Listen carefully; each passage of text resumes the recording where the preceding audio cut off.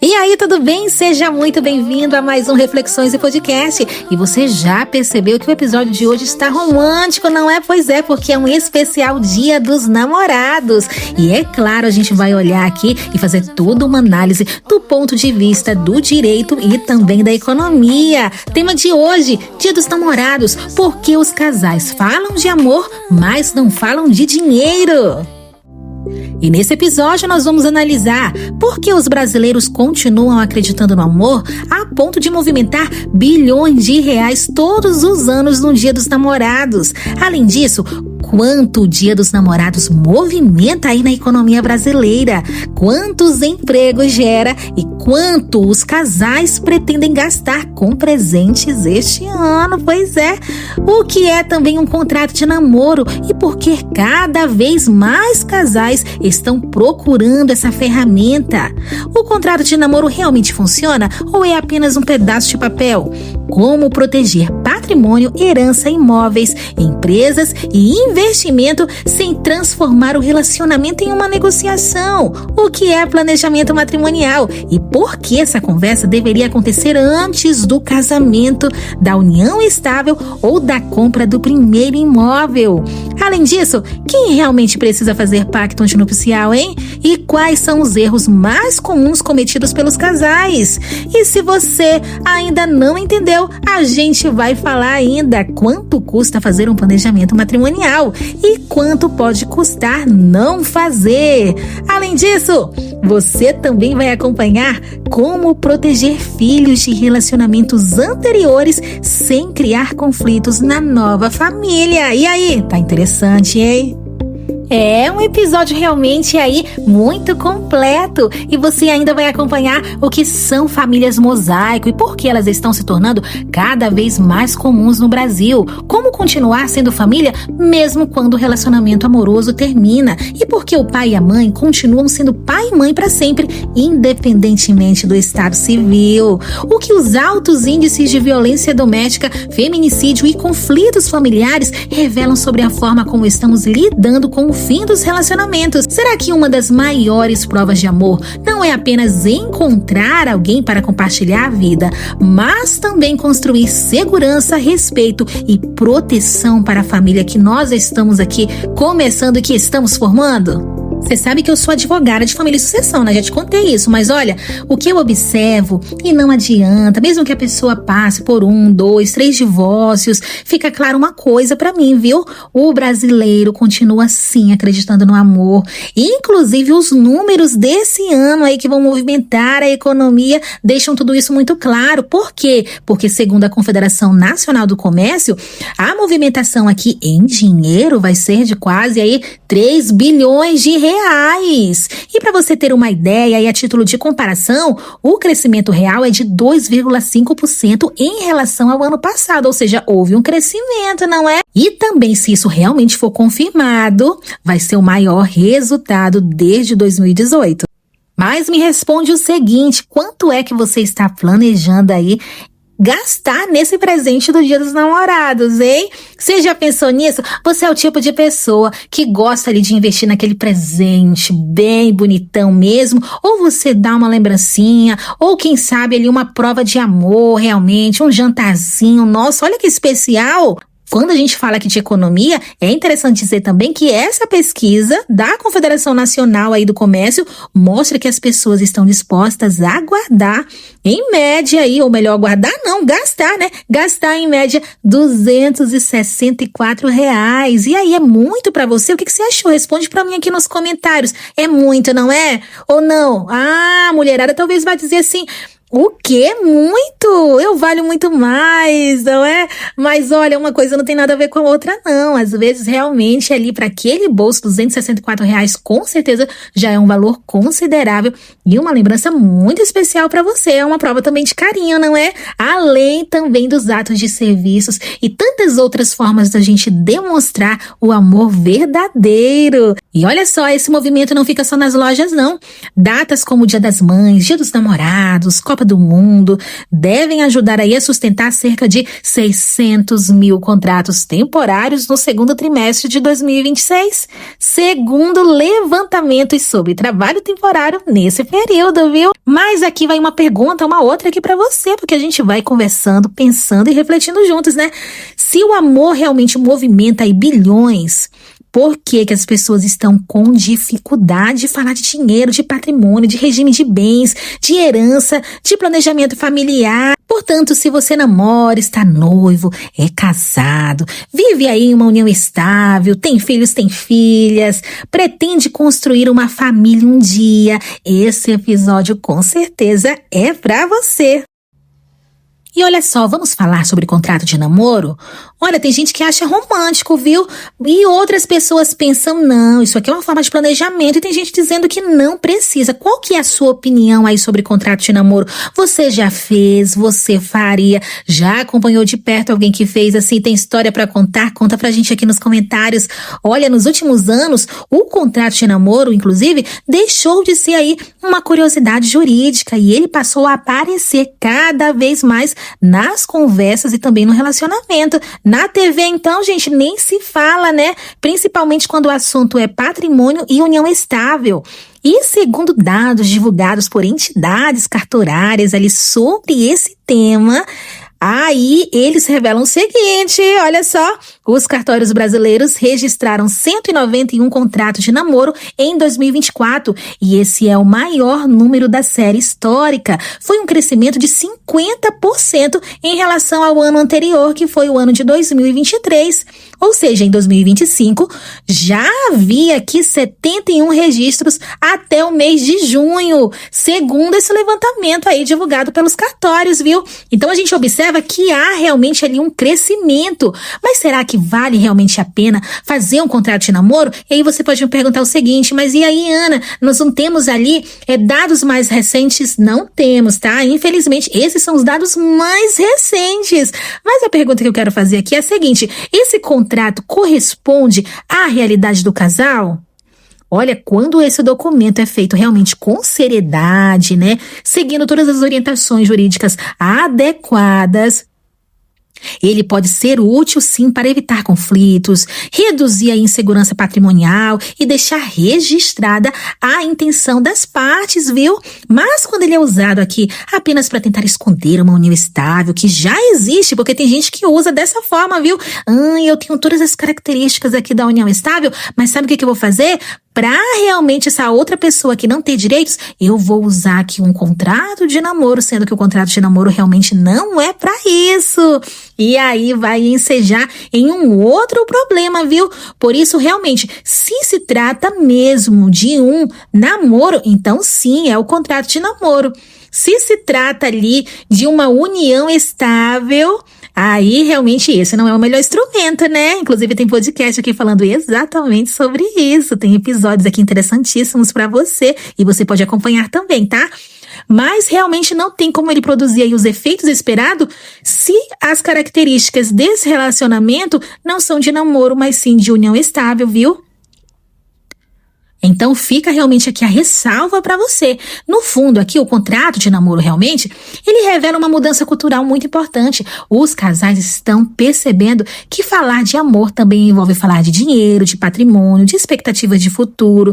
E, inclusive, muito aqui desse instrumento é utilizado aqui por pessoas que querem proteger seu patrimônio, principalmente quando a gente fala de empreendedores e empreendedoras. Pois é, você que quer proteger também o seu negócio ali. E realmente não, Ana, o nosso relacionamento aqui realmente é um namoro, é muito melhor a gente fazer isso de forma segura. Ambos decidiram isso, então tá tudo certo, viu? É o consentimento de ambos.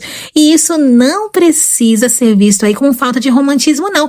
Muito ao contrário disso, a gente quer viver o amor, mas também de forma segura, não é? E olha, o contrato de namoro é exatamente para isso, viu? É uma forma adulta de proteger a relação, de evitar conflitos e respeitar a história de cada um e principalmente o desejo de cada um, não é?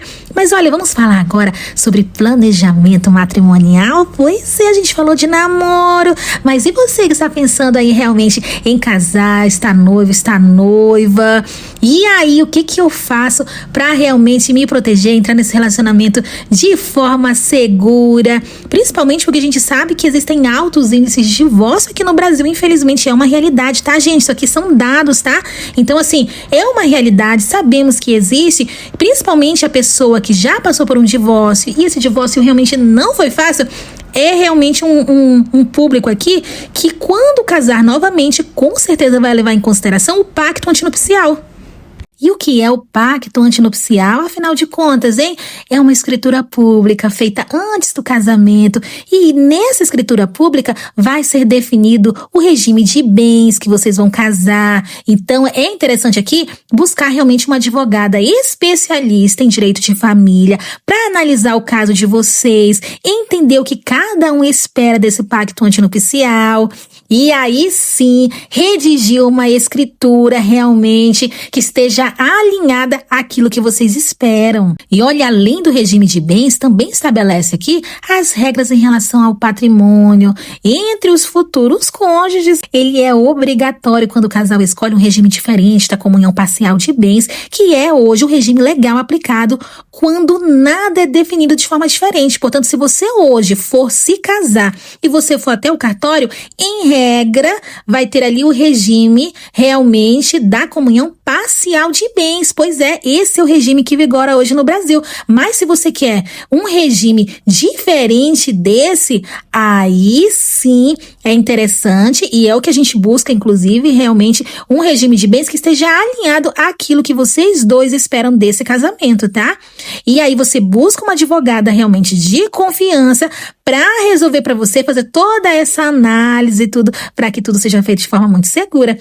Também pode conter cláusulas muito específicas sobre a administração do patrimônio, das empresas, dos bens anteriores ao casamento, de investimentos, de dívidas e outros pontos patrimoniais muito relevantes.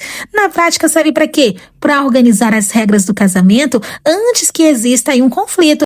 Então é basicamente o seguinte, por meio do pacto antinupcial, você já organiza as regras do casamento antes que exista qualquer conflito. Então assim, se acontecer um divórcio mais tarde, vocês não ali cheios daquele ressentimento, daquele rancor, sabe?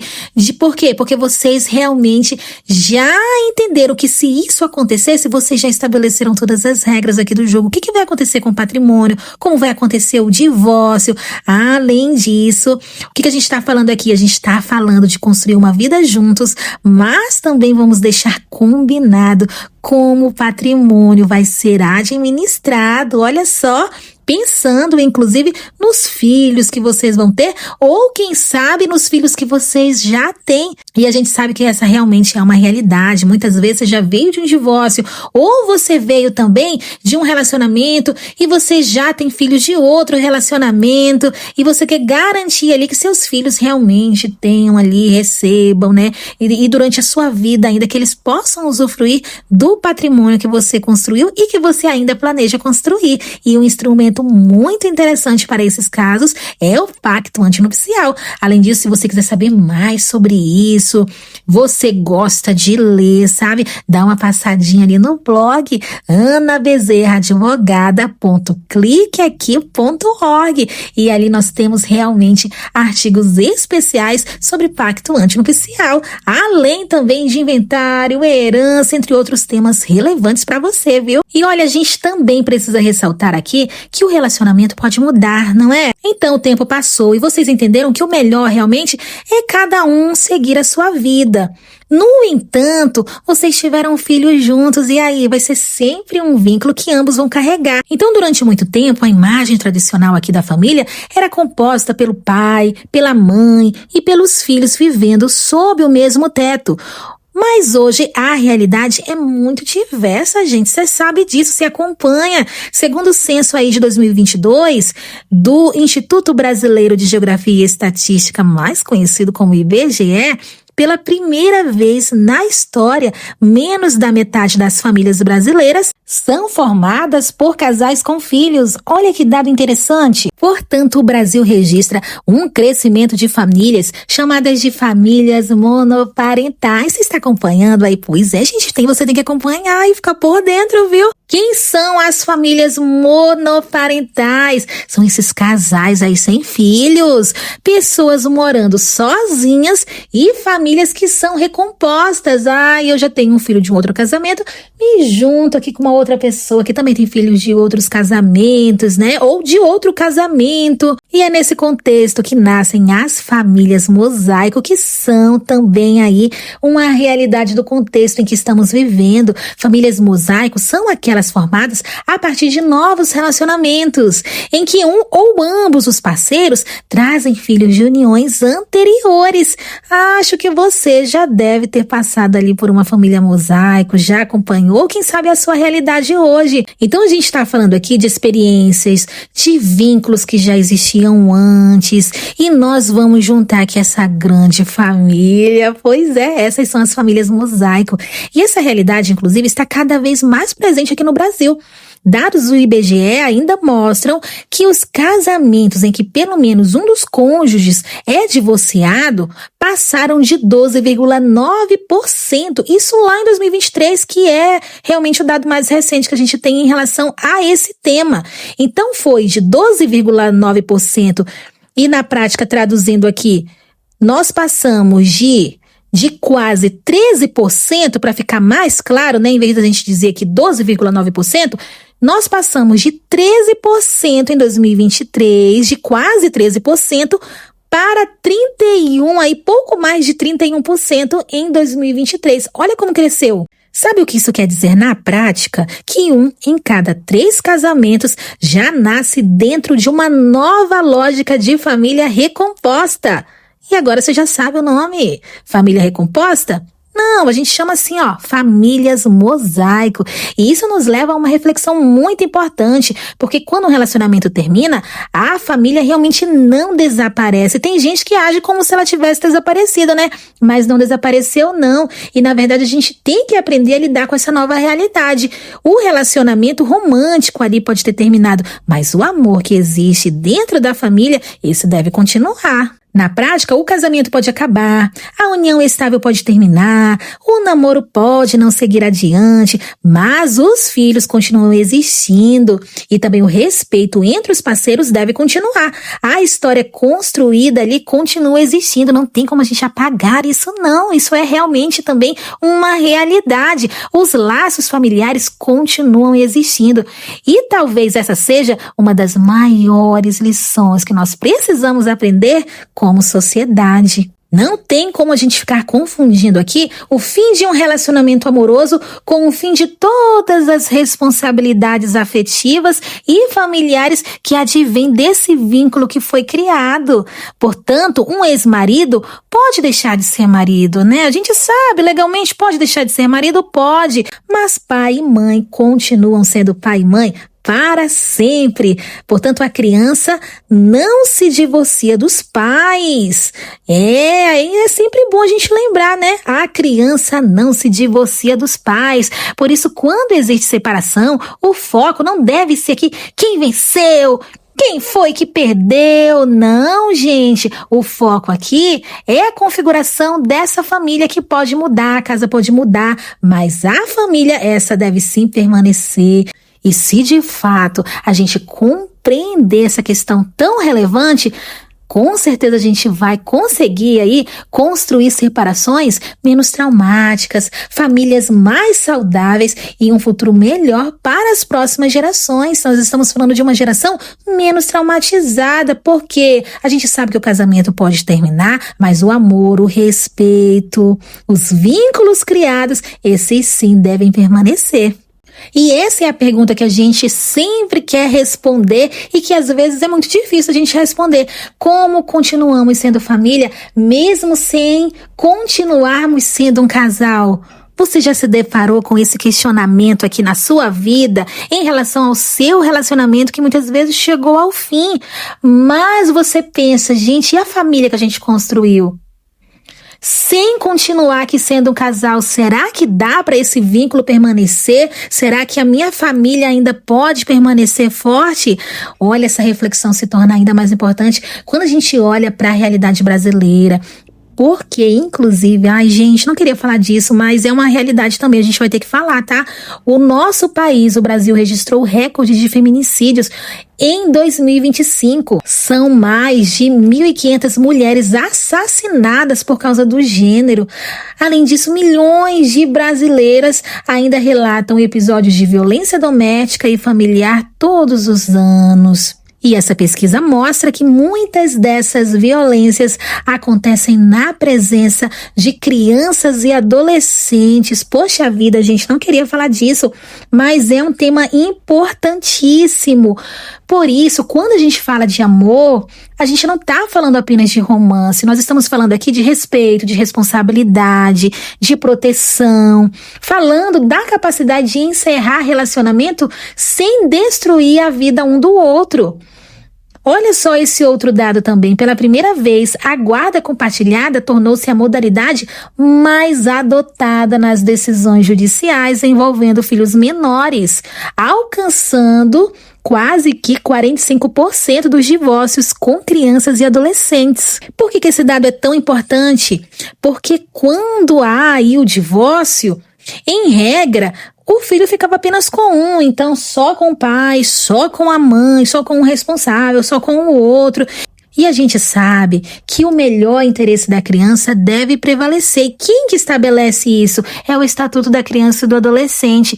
E pensando nessa criança, nesse adolescente que não escolheu isso, mas os pais agora estão passando por esse divórcio, com a realidade do divórcio, sabemos que muitas vezes a rotina dessa criança, desse adolescente, realmente vai mudar, principalmente porque ele convivia ali em uma casa em que os dois estavam presentes, os dois responsáveis, não é? Pai e mãe ali presentes. Portanto, isso mostra o seguinte, que os pais estão entendendo a importância de se fazer presente na vida dos filhos. Então, não dá para eu me divorciar do meu companheiro, da minha companheira, do meu esposo, da minha esposa, não é? A gente ali realmente passa pelo processo de divórcio e não dá pra gente se divorciar do filho ou para transferir essa responsabilidade que sabemos que antes os dois tinham essa responsabilidade só para um. Então agora a gente já sabe, não precisa ali só um ter a guarda unilateral. A guarda unilateral, inclusive, é uma exceção, é para situações de violência, para situações realmente muito peculiares, porque a regra hoje é a guarda compartilhada. Porque a gente está falando aqui de uma vida de crianças ou de adolescentes que vieram desse casamento, portanto que ainda precisam da presença do pai e da mãe. E esse tipo de planejamento costuma interessar muito empresários, profissionais liberais, pessoas que já têm imóveis, quem possui empresa familiar, quem tem filhos de outro relacionamento, quem recebeu ou espera receber uma herança, quem vai se casar novamente e também quem deseja proteger a pessoa mais vulnerável economicamente dentro dessa relação. E um exemplo muito comum é o de uma mulher que se casa com alguém que já tem empresa, imóveis, patrimônio anterior. Sem conversa, sem pacto e sem orientação, ela pode passar aí anos ajudando a vida familiar, ajudando na vida familiar e na hora de uma separação ou da morte, ela pode descobrir que não entende quais direitos de fato ela possui. E também não fez o pacto antinupcial, então realmente vai ficar no escuro. Com o pacto antinupcial, ela vai saber exatamente o que vai acontecer aí por ocasião de um fim de relacionamento ou mesmo por ocasião da morte ali de um desses parceiros. Então isso pode proteger o patrimônio de quem já tinha bens, mas também pode proteger a parte de quem dedicou anos à família e também precisa de segurança. E um outro exemplo aqui é daquele empresário, sabe? Que ele casa sem organizar a vida patrimonial. E um outro exemplo aqui é o exemplo do empresário que casa sem organizar organizar a vida patrimonial.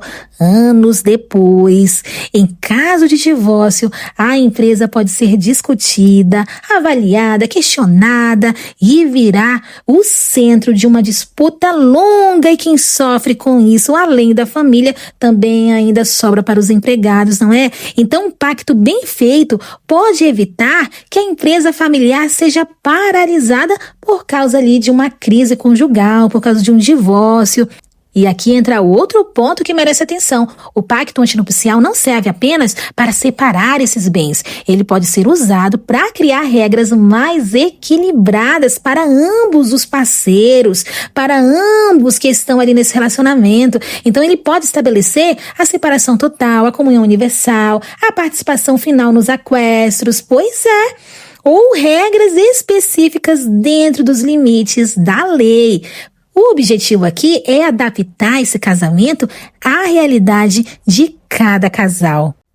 Outra pergunta aqui relevante: quanto que eu vou gastar para fazer um pacto antinupcial? Olha só, dentro aqui dos preços estabelecidos pelo cartório, a gente observa que todos os gastos ali, né, além dos emolumentos, mas também honorários advocatícios, fica aí em torno de 600 a 6 mil reais, dependendo aqui da situação, da complexidade, da localidade, tem muita coisa aqui que envolve, tá? Portanto, eu te pergunto, será que vale a pena? Vale quando há patrimônio, empresa, filho de relações anteriores, diferença patrimonial relevante, risco aqui de confusão entre bens pessoais e bens do casal, um segundo casamento, uma expectativa em relação à herança, ou simplesmente quando o casal quer começar a vida de forma transparente. E olha, as celebridades, inclusive, costumam usar esse tipo de instrumento exatamente porque há muito patrimônio envolvido. E é o caso aqui do Tom Brady, da Gisele Bündchen, né? Você já ouviu falar disso? Eles são frequentemente citados pelos veículos de imprensa, relatando que eles tinham um acordo pré-nupcial considerado bem robusto, o que teria facilitado a separação patrimonial no divórcio. Você imagina se eles não tivessem feito o pacto antinupcial e como essa separação poderia se estender. E um divórcio, quem já passou por isso sabe muito bem, realmente não é fácil.